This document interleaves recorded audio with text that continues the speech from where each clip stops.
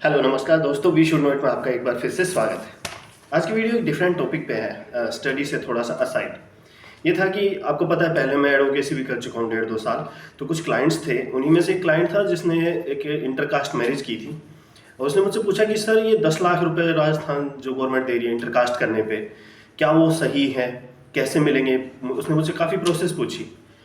तो वहीं से मुझे एक आइडिया लगा कि काफ़ी कन्फ्यूजन है। एक दोस्त का और फोन आया कि भाई मेरा दोस्त है, लव मैरिज करना चाहता है, उसकी पूरी प्रोसेस बताओ, घर से बाहर बैठा है। तो मतलब यंग एज में करते हैं, यूथ करता है 20-22 इसी एज में करते हैं, बाकी 25 प्लस होने के बाद तो घर वालों को मनाने में ही लग जाते हैं, मैच्योरिटी आ जाती है। तो उस एज में प्रोसीजर नहीं पता होता है मैक्सिमम की प्रोसेस क्या है, भाग जाते हैं। कई बार तो नाबालिग लड़की होती है 16-17 साल की, हम सोचते हैं कि वो हाँ कर देगी और हम बच जाएंगे, तो ऐसा नहीं है। वो किडनैपिंग में आता है, अबडक्शन में आता है। तो मैं सिर्फ एक बार प्रोसेस बताना चाहता हूँ और इसमें मोटी मोटी सारी चीज़ें आपकी क्लियर हो जाएंगी कि लव मैरिज का प्रोसेस क्या है, कब वो इलीगल बन जाती है, किस तरह से कोर्ट मैरिज की जाएगी, और आर्य समाज में की जाने वाली शादी जो गाजियाबाद नोएडा में होती है, क्या वो वैलिड है।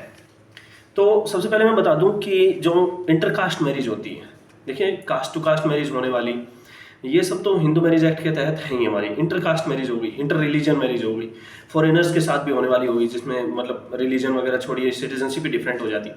तो वो सब द स्पेशल मैरिज एक्ट जो अभी मेरे हाथ में ही है 1954 से गवर्न होती है।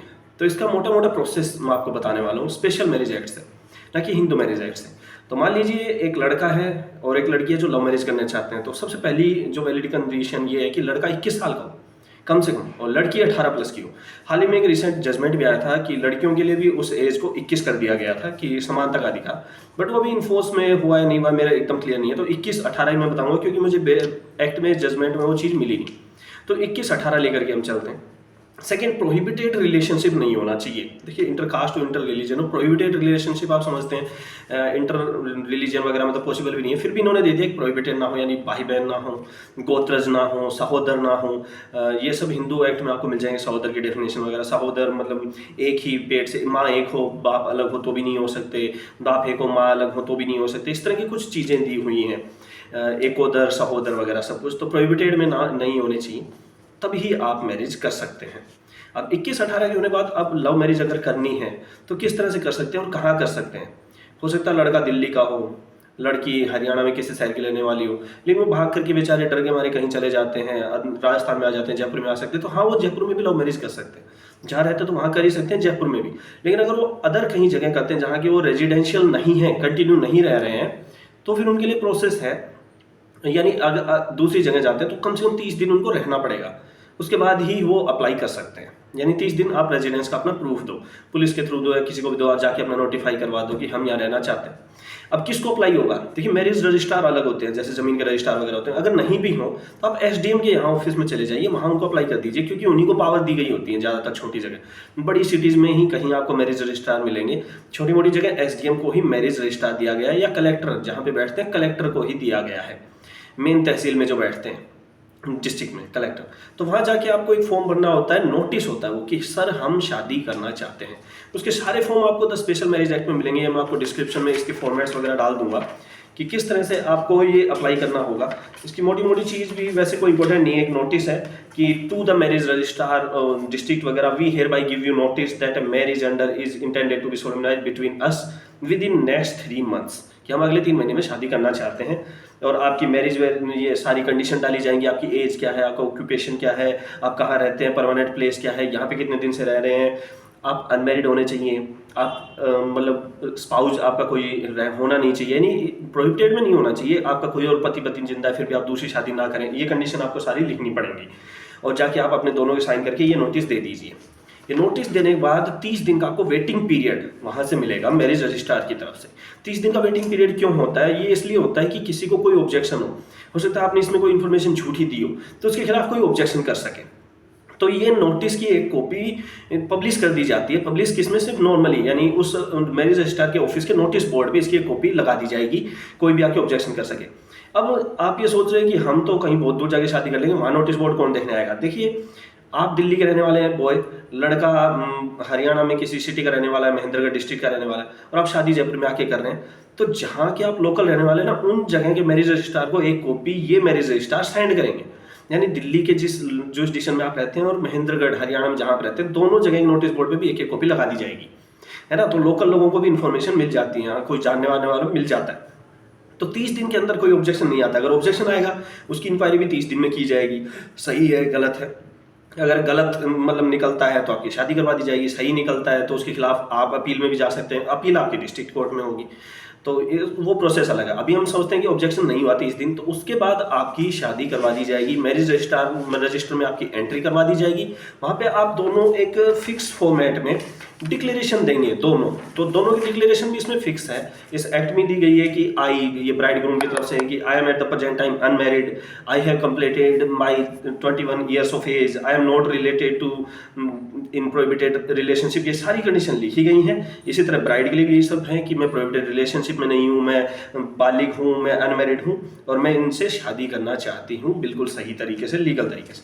तो बाद में आप लोगों की मैरिज रजिस्टर में एंट्री करवा दी जाएगी और आपकी शादी वैलिड कर दी जाएगी, आपको मैरिज सर्टिफिकेट दे दी जाएगी। ठीक है, ये आपकी शादी का सिंपल प्रोसीजर है। इसके अलावा आप फेरे लेना चाहते हैं, माला वगैरह डालने की, वो सब आपकी फोटोज वगैरह वहीं पे हो जाएंगी। इसमें आपके साथ गवाह होने चाहिए कम से कम तीनों गवाह भी आपके, या तो आपके लोकल हों या उस जुरिसडिक्शन के लोकल हों, वही गवाह चलेंगे। यानी या तो आपके किसी के भी हो सकते हैं, ब्राइड के तीनों दोस्त हो सकते हैं, ब्राइड ग्रूम के तीनों दोस्त हो सकते हैं, या उस जुरिसडिक्शन के लोकल होने चाहिए और कोई अनजान लोग नहीं चलेंगे। तो कम से कम 3 गवाह, वो भी 21 साल से बड़े होने चाहिए। इस तरह से आपकी शादी करवा दी जाती है। इस शादी के बाद आपको मैरिज सर्टिफिकेट मिल जाएगी जो वैलिड है। आर्य समाज की अब हम बात करते हैं कि आर्य समाज गाजियाबाद किस तरह से करवाता है। आर्य समाज गाजियाबाद किस तरह से करवाएगा कि उनके पास खुद के पास पूरी फैसिलिटी होती है। आप हिंदू से हैं तो हिंदू मैरिज में अगर आप सप्तपदी पूरी कर लेते हैं तो आपकी मैरिज सोलमनाइज्ड हो जाती है। यानी आप 7 फेरे जो रस्म मानी जाती है कि माला वगैरह पहनाना तो नॉर्मल है, लेकिन अगर आप 7 फेरे ले लेते तो आपकी शादी मानी जाती है हिंदू लोग के अकॉर्डिंग। इसी तरह से जैन के जो रिवाज है, क्रिश्चियन के वो रिवाज सारे पूरे करवाए जाते हैं वही 3 गवाहों के सामने। उनकी फोटो वगैरह ले ली जाती है कि शादी हो गई है, उन गवाहों के सामने हुई है, और फिर वो एक सर्टिफिकेट जारी करते हैं। तो हालांकि सर्टिफिकेट को वो मान्यता नहीं दी गई है, उसको रजिस्टर करवाना पड़ेगा मैरिज रजिस्ट्रार के यहाँ, मगर उस शादी को वैलिड माना जाता है। तो ये आर्य समाज का है, उसको आप रजिस्टर करवा लीजिए तो मान लिया जाएगा। यानी वो प्रूफ शादी के मान लिए जाते हैं आर्य समाज के भी। बट उस पर सिर्फ डिपेंडेंट ना रहें, आप मैरिज रजिस्ट्रार में आके अपनी अलग से सर्टिफिकेट जरूर बनवाएं। आप ये सोचे आर्य समाज की सर्टिफिकेट चलेगी तो फुल प्रूफ नहीं है, एक कंक्लूसिव एविडेंस नहीं है। ये जो कोर्ट मैरिज का प्रोसेस मैंने बताया, या आप एडवोकेट के थ्रू अप्लाई कर सकते हैं या खुद जाके अपना फॉर्म दे सकते हैं। तो हमें कई बार डाउट रहता है छोटी एज में कि कहाँ कैसे फॉर्म भरें, गलती ना हो जाए, इसलिए एडवोकेट हायर करना पड़ता है। तो उसकी फीस अलग है। बाकी मैरिज की जो फीस है 500 to 1000 है, अलग अलग भी हो जाती है, तो वो फीस आपकी डिस्ट्रिक्ट में लगेगी। तो ये था आपका मैरिज रजिस्ट्रेशन कोर्ट मैरिज का पूरा प्रोसीजर। आशा करता हूँ ये आपको पूरी हेल्प करेगा यूथ के लिए। हालांकि मैं यही कहूँगा कि पेरेंट्स की सहमति भी एक बहुत ज़रूरी चीज़ है। जिन्होंने हमें इतने लंबे समय से पाला है वो हमारे अच्छे बुरे को जानते हैं, स्पेशली गर्ल्स के लिए। फिर भी आपका डिसीजन मतलब एक विवेकपूर्ण ले सकते हैं। तो माँ बाप से बात किए बिना सीधा बात करके वो मना करते तो किसी तरह से कन्विंस किया जाए। ये एक ऐसी प्रोसेस है जो आपको फैमिली से अलग कर देती है। और इसी में प्रोविजन दिया भी गया है कि अगर आप इस एक्ट के तहत शादी करते हैं तो that will be assumed as severance from the family. हालांकि आपके राइट, प्रॉपर्टी को लेकर के राइट लायबिलिटी सेम बने रहेंगे, but that will B severance from the family. तो ऐसा ना हो कि फैमिली टूट जाए इस चीज़ के चलते। तो विवेकपूर्ण निर्णय है, ये नहीं है कि पूरा प्रोसेस बता दिया हमारे लिए आसान हो गया। ये हाँ, इस प्रोसेस को ऐसे ले सकते हैं कि एक अरेंज मैरिज को भी अगर हम कोर्ट मैरिज करें तो आजकल शादियों में होने वाला दिखावटी खर्चा बचा सकते हैं। 20-30 लाख पे शादी पड़ने लग गई है, दिखावा बहुत ज़्यादा होने लगा है, तो उसको बचा के आप कोर्ट मैरिज कर सकते हैं। उन रुपए को किसी गरीब के यहाँ हेल्प कर सकते हैं, अपने खुद के परिवार में काम में ले सकते हैं। मैं नहीं कहता डोनेशन करो। तो ये पूरी प्रोसेस है। इसके अलावा कोई भी डाउट हो आप कमेंट में मुझे ज़रूर बताइएगा। धन्यवाद। और स्टडी रिलेटेड वीडियोज भी जल्द मैं अलग से कुछ डालने वाला हूँ। जेएलओ में आपको काफ़ी हेल्प मिली थी, एपीओ के लिए डालने वाला हूँ। हरियाणा जुडिशरी की वैकेंसी आ गई है, उनकी आप तैयारी कीजिएगा। और राजस्थान जुडिशरी की भी 200 के अप्रोक्सीमेट आने वाली है। चलिए, थैंक यू गाइज। और किसी टॉपिक पे अगर आपको डाउट हो इसी तरह का तो उसके लिए भी आप मुझे ज़रूर बताएं, मैं उस पर भी वीडियो ज़रूर बनाऊँगा।